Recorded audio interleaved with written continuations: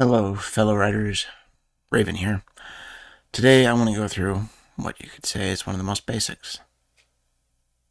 Story. What is it? Story is almost always considered the most important part. No.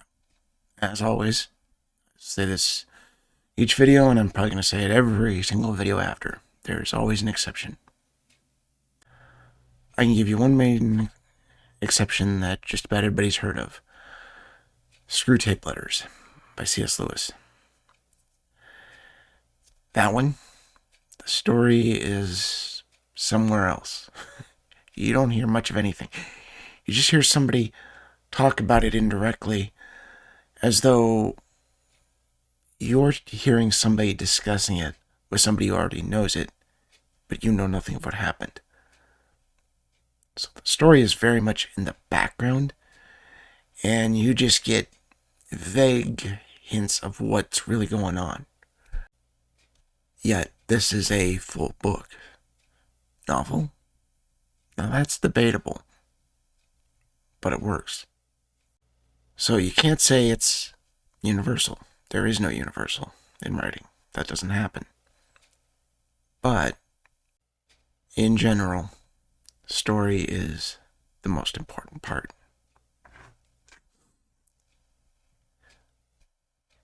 Usually, doesn't matter how good of a character you've got, if there isn't at least a well-formed story, it can be as simple as you want, or as complex as you want, but as long as it's put together well, you have that, you've got something to work with.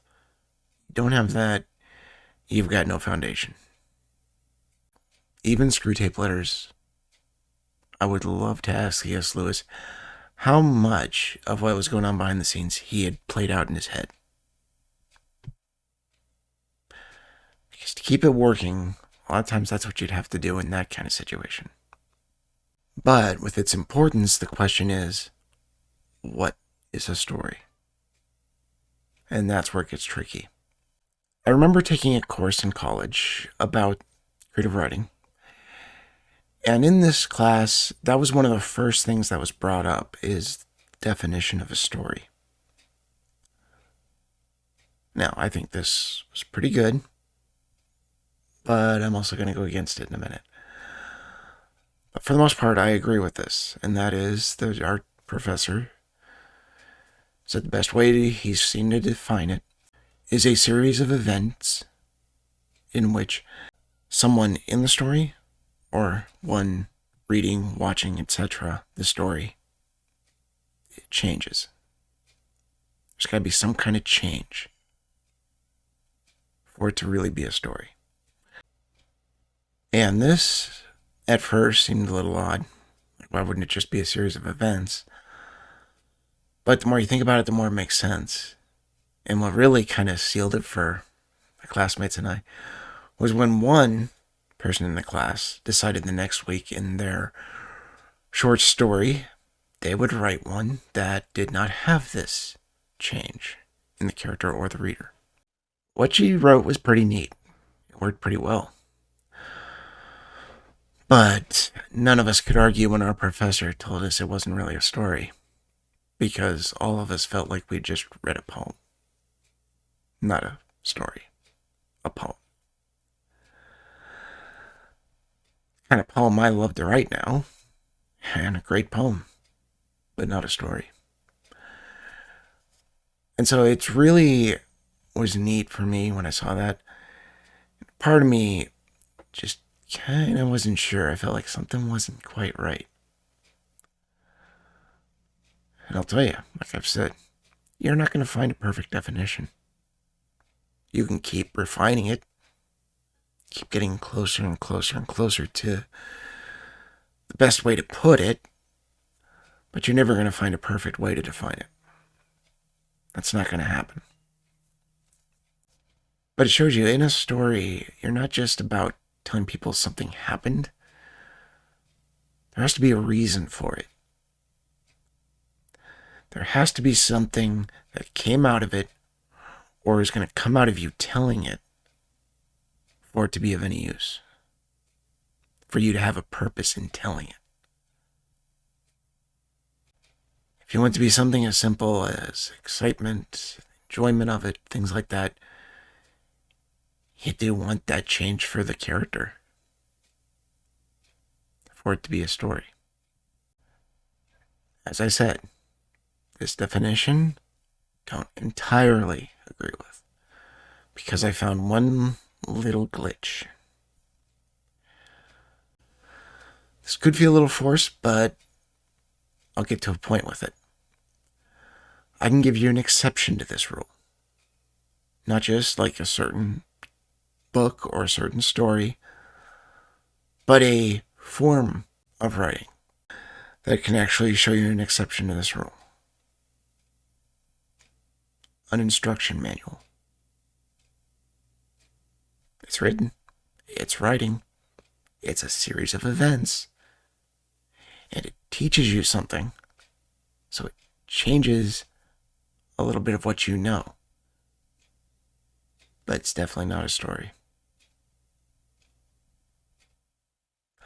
So, what would you do when that doesn't work?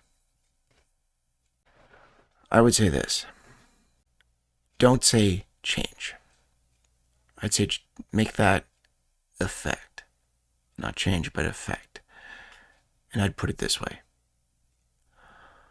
Story is a series of events in which a character in the story changes, or the reader's thinking is affected. Instruction manual does nothing to change how you think. It doesn't affect how you think. It just shows you how to do something. However, a story, when it makes a change, it's not about any kind of change. It's about something in your thinking, in your train of thought, in your perspective on things. That's what it's about changing. Now, I like to say effect for two reasons. Number one, it can take multiple times of seeing this kind of thing to truly change your thinking. It's not going to happen in just one single step. Sometimes, yeah, but if it's something you really hold to or something that you already have a view of, it's going to take multiple times. Two, this is the one for me. This change only would happen if what the story's about is different from the way you already see it. However, if you already see it this way, you're not going to change. But could be affected in that it could make your view of it stronger, firmer, more solid, etc. That is why I prefer the word effect in this, not change. That's what you got to remember in writing a story. What is happening to your characters? What are your characters going through? How is it going to affect them? How is it going to change them? What's it doing with them?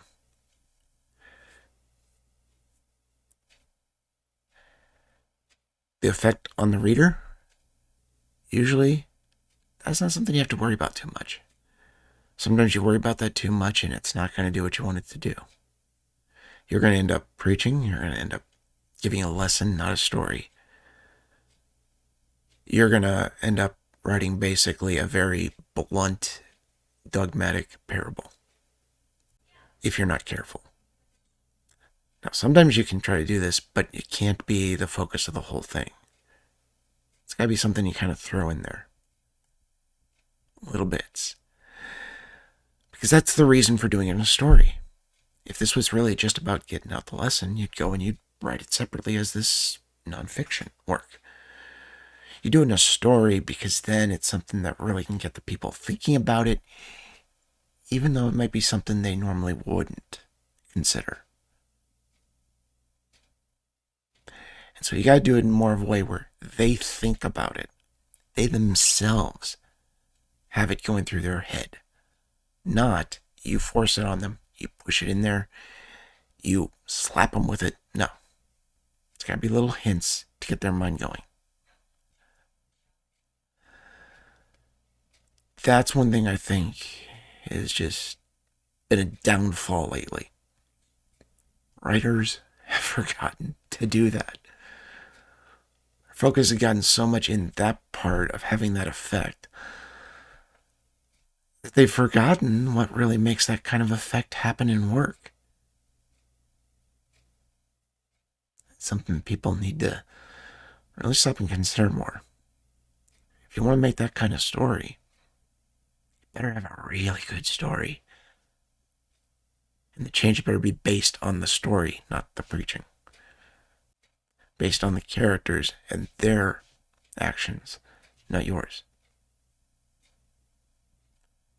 Now, sometimes you could even do it in reverse, which is something I'll talk about in probably the next video. Because I'll give you a really good example in Stephen King's Dead Zone. There are times you can even go and do a bit of reverse psychology almost. But that's the thing. You've got to do it in a more creative manner. You do it bluntly, you're not being creative. You're not being creative, it's not going to work for the story. Story is crucial. If you do something that goes against the story, gets in the way of the story, affects the story without considering what it'll affect will be, you're going to ruin it. Got to keep that in mind, especially today with the way it's been going. The social messaging has gone so extreme, that's all they're willing to put there, and they're going to push it and shove it down your throat as hard as they can. And that is not a story. That's a story alongside a sermon, and they don't fit together right. And sometimes there's no story at all. Hope that helps some of you, and I hope you keep to that. Again, there's always the exception, like Screwtape Letters. Is it a story? That's debatable, but it works, and it's got a story behind it. I'll see you guys next time. Happy writing. God bless.